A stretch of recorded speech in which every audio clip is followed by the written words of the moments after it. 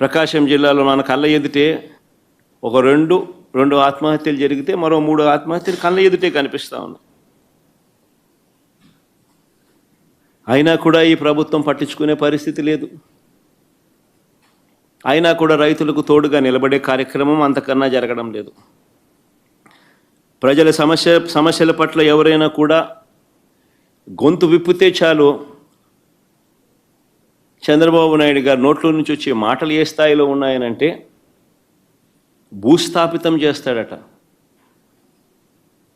ఆశ్చర్యం కలిగించే విషయాలు. 76 ఏళ్ల వయసు ఆయన,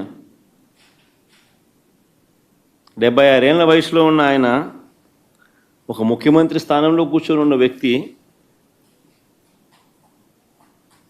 ఒక టీవీ ఇంటర్వ్యూలో మాట్లాడుతూ ప్రతిపక్షాన్ని భూస్థాపితం చేస్తాడంట. ప్రతిపక్ష నాయకుడు పేరెత్తి ఆయన ప్రతిపక్ష నాయకుడిని భూస్థాపితం చేస్తాడంట. ఆ ఎల్లో మీడియాకి సంబంధించిన ఓనర్, ఆ టీవీ ఓనర్ ఒకడు అడుగుతాడు, ఎప్పుడు భూస్థాపితం చేస్తామని. ఈయన అదిగో మొదలు పెట్టేశాను, చేస్తూ ఉన్నాను, త్వరలోనే చేసేస్తాను ఈయన అంటాడు. ఆశ్చర్యం. 76 ఏళ్ళ ముసలాయనైనా